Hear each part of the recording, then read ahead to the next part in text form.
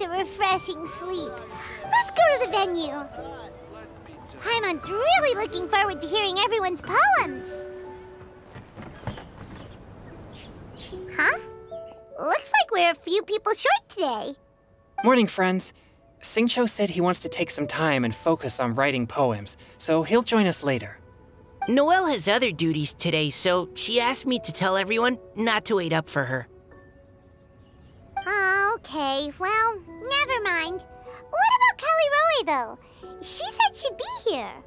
I got here really early, but I haven't seen her yet. Are you talking about the girl with the blue hair? I saw her on the bridge near Dihua Marsh during my morning training. She looked a little upset, so I didn't want to disturb her. Upset? Oh no! What should we do? Was it something we said last night? Oh, Paimon's worried. I agree. If she's run into some kind of trouble, I'd like to help her. Huh? You're all going? Then I'm coming too. Shall we start with the bridge? We're all here a little early, so there should be time. Good idea. We'll be back in a jiffy.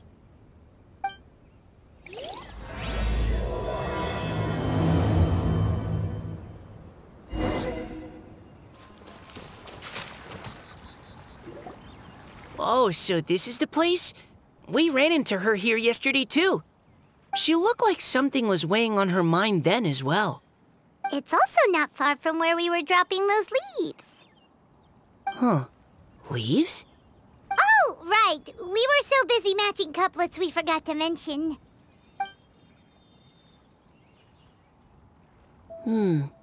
Interesting. I wonder, could Miss Callie Roy have been the one who wrote that poem on the leaf? Hmm? What makes you say that? Oh, sorry. Nothing. Well, nothing concrete. Just a hunch, I guess. It's just, that poem on the leaf kinda gave me the same feeling as when I saw her yesterday. So much sadness. Now that you mention it, this is upstream from where we found the poem. Huh? Hey, look! Over there! Another leaf! Wow, you're right! And this one has writing on it too! After that leaf!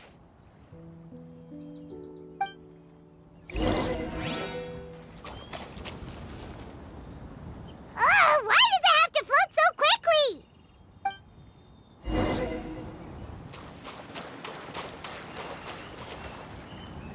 Can't you just fly over and grab it? But Paimon can't swim. What if Paimon accidentally falls into the water?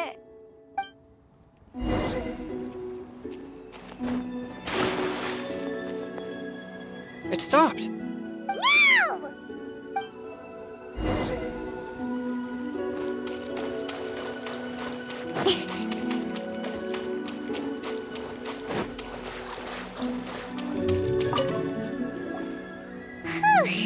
We finally caught it. Are the words still legible, or have they been washed out? Looks like the ink's intact. Let Paimon take a look at what it says.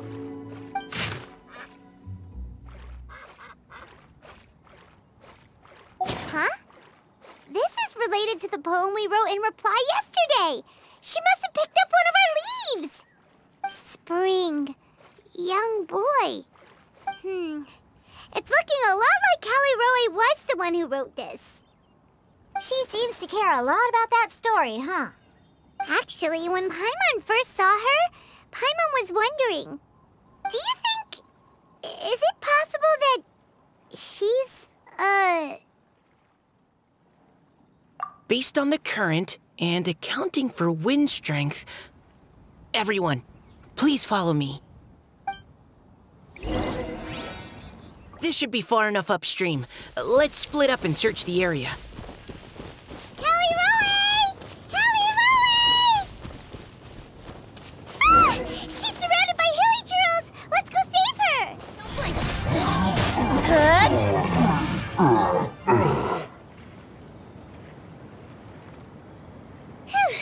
Callie Roy, are you okay? What's that?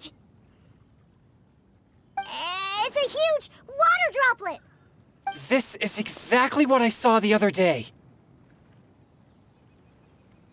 Huh? Why are you all looking at me like that? Oh no, my body, is it? That voice is definitely Callie Roy's. How did this happen? Please wait a moment. Oh no, did I use up too much energy? How did you... What's going on here? Miss Callie Roy, are you some kind of adeptus? No, I'm so sorry for deceiving you all for so long. Actually, I'm an Oceanid who flowed here from Fontaine long ago. What's an Oceanid? Ah, the Grandmaster has mentioned them before. The Oceanids were the familiars of the former Hydro Archon.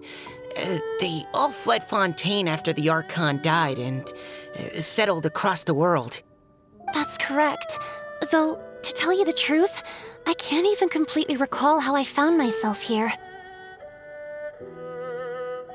I have a vague impression of my ancestral home, but I can't recall clearly anything I saw on my journey. All I know is that by the time I arrived in Mondstadt, I had lost most of my power and couldn't even sustain a physical form. Eventually, I settled in a place called Springvale, where I slowly began to regain my power.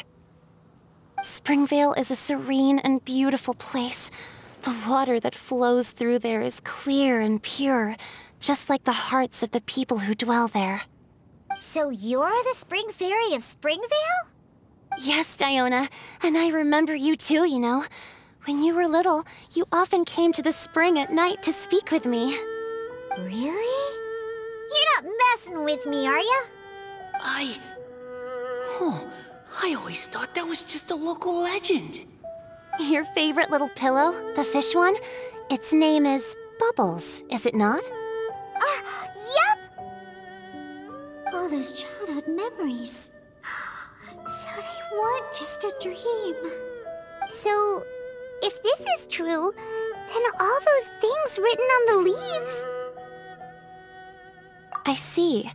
So you were the ones who found my leaf. Well, you are correct. The Spring Fairy and Heart of Clear Springs is me. No wonder you were asking us so many questions about it. So, the boy from the story... is Finch. I always loved listening to people's dreams, and still do to this day.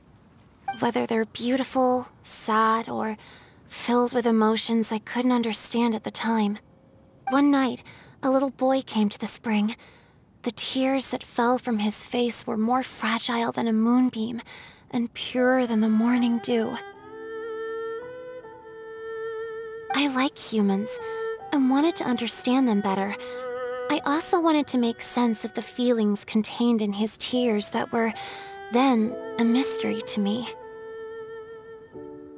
Yes, we often met under the stars, sharing our stories with one another. Sometimes, we'd stay up all night and see who would hear the first bird chirping from the boughs, or the first cicada of summer. Aw, that sounds lovely. But one day, just like the book says, I saw an emotion in Finch's eyes that I couldn't reciprocate. I felt out of my depth, in uncharted waters. But I knew all too well that we Lockfolk face a very different fate from that of humans. Whatever was happening, I didn't want it to lead to Finch writing a chapter of his life that he would later come to regret. So, I fled, and never appeared before him again. Oh, Callie Roy. My strength returns very slowly, and even after decades, I can only sustain a physical form for a very short time. I once hoped that Finch would be able to move on, and meet me when the stars in the night sky have all gone out. But after seeing so many people's stories, and hearing about all their dreams, I have gradually come to understand Finch's heart. This feeling of wanting to respond to his feelings is surging relentlessly in my chest, and I can no longer restrain it. But I'm also scared. Scared that if I go and see him now, I'll bring nothing but disappointment and even more pain when it comes time to part. Oh. It really is a difficult choice. Please go see him. Huh? I know Grandpa Finch, and he's a really kind person. When I was struggling to learn how to draw maps, he was always encouraging me, telling me not to give up, always keep trying, and get out there and have some adventures. He often tells me stories about his past, but I've never once seen a look of regret or sadness in his face. And even though Grandpa Finch loves adventures, he still stands there by the spring, every day, as if he's waiting for something. I believe that he's serious about his feelings for you, Miss Callie Roe. He's never stopped hoping that he'll see you again one day. So if you want to see him too, then what are you waiting for?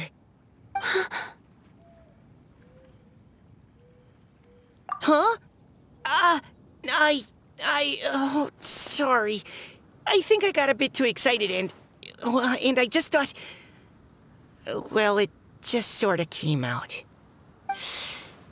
I understand. That settles it. I've decided. I will go back and see Finch. You will? Amazing! That's great! But I'd like to ask all of you for some help. Sure. Just say the word. We'll help you any way we can. Would you come to Springvale with me and help to bring Finch to my side? I cannot maintain this form for much longer, and I'm worried others will see me how I was just before. Leave it to me. I'm really close with Grandpa Finch. Also, please keep Finch's in my secret. I wouldn't want Springvale's tranquil waters to become agitated on account of all this. Your secret is safe with me. I won't tell anyone. That's a promise. Great. I can't thank you all enough. What's wrong? Are you gonna turn back into a water droplet? No, I'm sorry. It's just that my mind's racing. As much as I want to talk to him again, I'm still worried that I won't have the words when the time comes. A poem?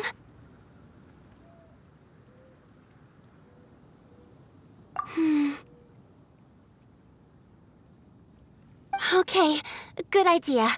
I'll write him a poem. And it will be called Heart of Clear Springs.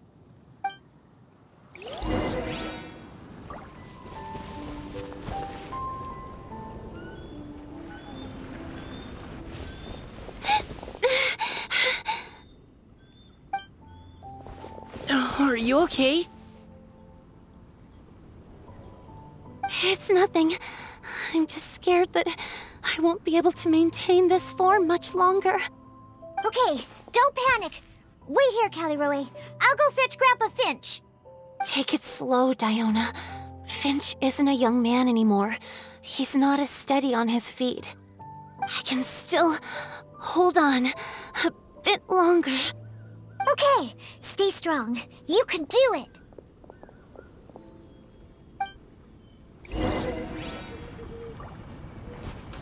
How are you holding up?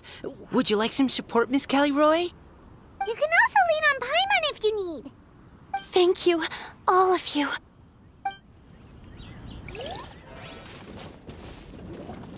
Grandpa Finch! Is that Diona? You're back early today. Today's your special day, Grandpa Finch. Can you come with me? Oh? Well, where are we going? Over there, to the waterfall. Did you catch a nice little fishy?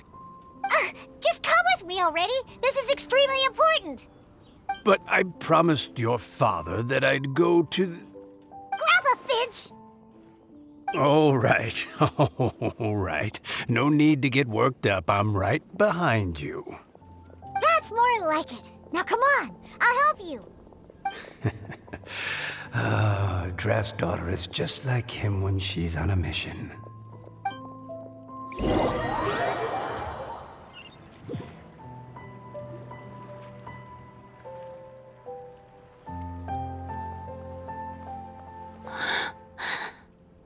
Over here! Over here! It's okay, Grandpa Finch. Take your time. What's all this? What are all these people doing here? Even Mika's here?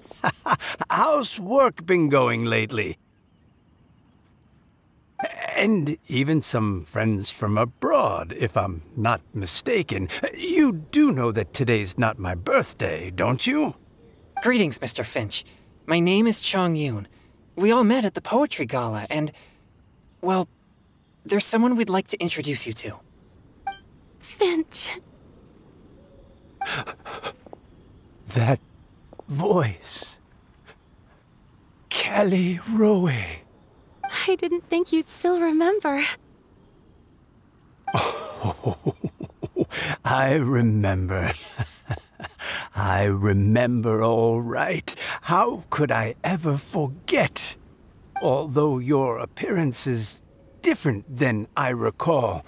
Back then, you looked like you'd stepped right out of a fairy tale. But I'm one to talk. Of course a fairy from a fairy tale can change forms. But in your eyes, I'm probably the one who's changed beyond all recognition. Oh, even after all these years, you still know just what to say to make me laugh. I thought you were only able to appear in the dead of night. There have been times when I've wondered whether it really was all a dream. I'm sorry I kept you waiting for so long, Finch.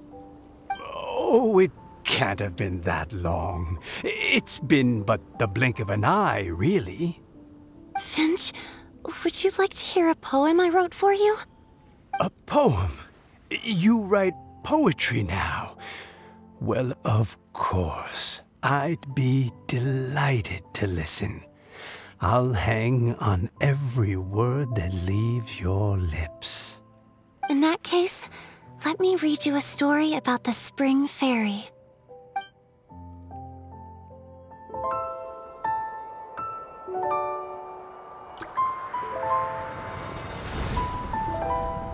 Far from my native land I roamed. In streams I slept, many seasons I met as the sun set and rose. I searched for a garden to call a home, and the moonlight ebbed as the water flowed. A soft breeze beckoned me unto a spring. Sleep, weary wanderer, your journey is over. May the dancing petals sweeten your slumber. At dawn, I hummed the melody of a distant stream, and the songs in the night serenaded my dreams. A boy's tender tears trembled through the water, stirring me more than any starlight sonata. He wove me a wreath from past petals and future buds. I crossed beyond the veil of dreams to the realm of flesh and blood. Look at the love that shines from his eager gaze. Answer the call of his heart, lest this moment go to waste. The kittens and fireflies invited my heartstrings to sing, but I was a stranger to the melody of mankind, and knew not how this tune should begin. As the river of dreams trickled into the ocean blue, every time a crystal fly flapped its wings, older it seemed he grew. But I learned to fathom human ways each stumbling step I took, and clouds of confusion became crystal clear in the vulnerable verse I wrote. As seed yearns for soil and trees for the sun, a once foreign melody inside my heart sung, and it cried out your name on every string it could strum. Now I give my dream to you. May it be in your slumber a sweet spring to quench your thirst. Now I hand my heart to you, praying my belated promise might meet, still with your trust.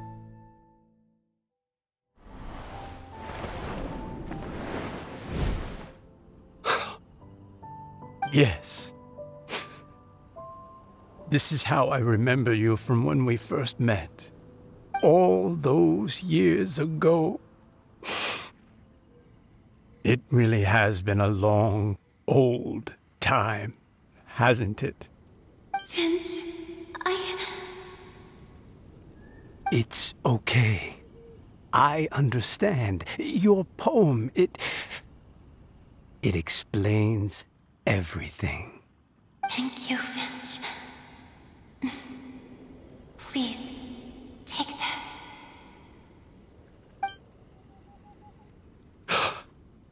It's so beautiful. This is a droplet of water condensed from my own power. Finch, I don't have a physical form like humans, and I can't stay by your side. I don't know how long it'll be before I can change back into human form again. But as long as this droplet remains with you, our hearts will always be connected, no matter the distance between us. I will always be one with the spring. From this day onwards, if you call me, I will meet you in your dreams.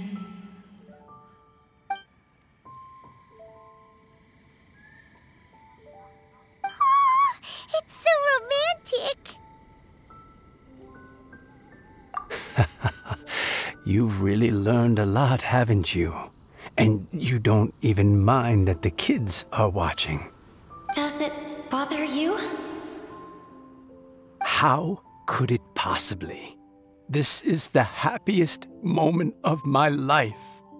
I just worry that once I go to sleep, I won't ever want to wake up again. Huh? Don't say that. I'm only joking. It seems that you still have much to learn. Is that right? Grandpa Finch and Kelly look so happy. Oh, what a perfect moment. Diona, thank you for fetching Finch for me. I've never forgotten you either. I used to chat with you a lot. Wasn't it ever annoying? Of course not. You are one of the truest friends I have in the entire world. That's why I gave you your gift, so that a part of me could always be with you. Huh? Wait. So is Diona's ability to mix delicious drinks from disgusting ingredients a blessing from this water spirit? And if so, is it also possible that my pure yang spirit is a gift from some being?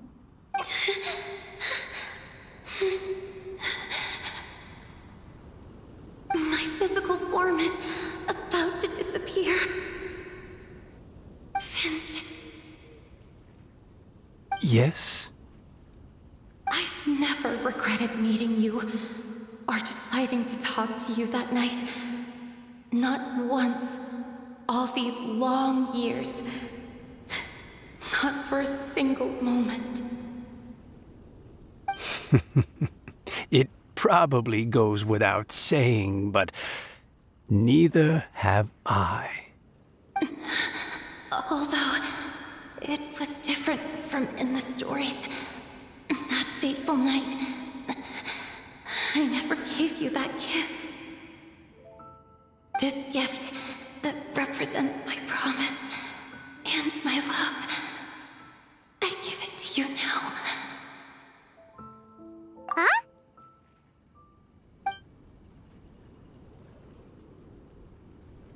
It's okay, everyone. She's gone now. What?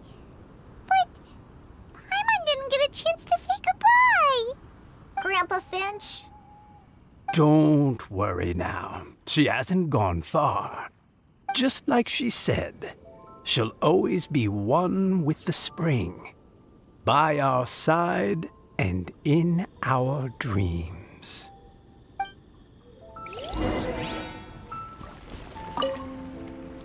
Oh, child. Let me stay here a little longer.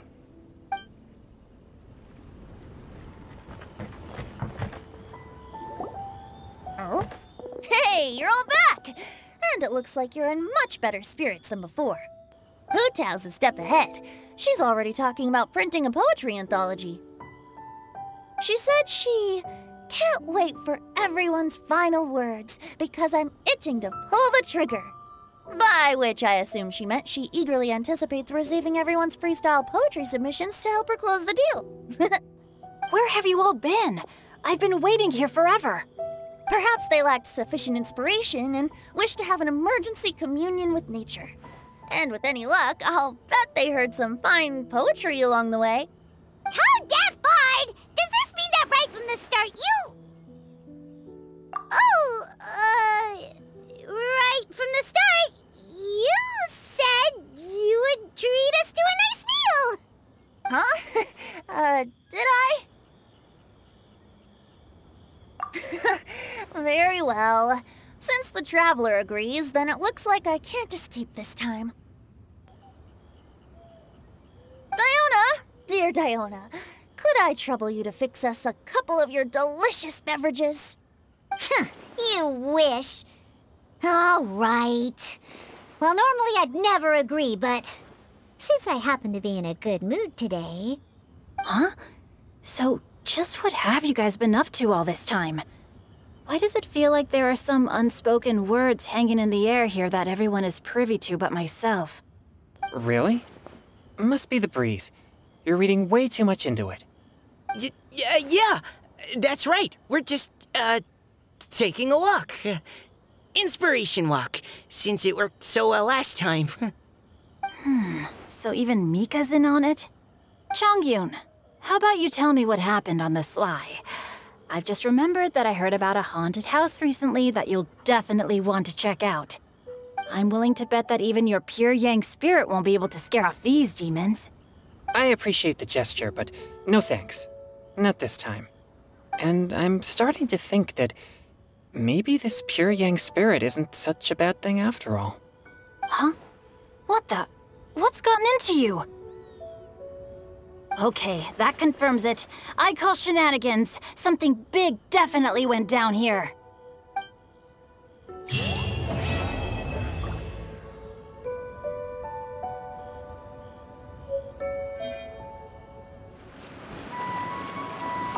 It's you. I thought about what you said, and tried to write a poem. After putting my feelings onto paper, my heart feels much calmer. Can they really hear it?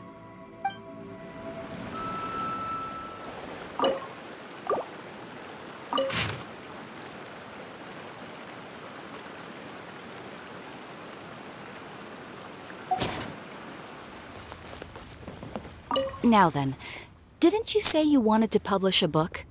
Yes, I do. So, where's the book? It's in the works. Just waiting on the poems. And where are the poems? They're on the way. Look, I'm sorry, Director Hu, but how do you expect me to talk business with you when you don't even have the poems yet? I just figured while we're waiting, we could discuss terms in advance. Well, I need to see the content to decide if I even want to sell it, let alone how much to sell it for. Oh, come on. I showed you a sample already, and it was some of my finest work. Besides, you only need a few highlights to sell an anthology.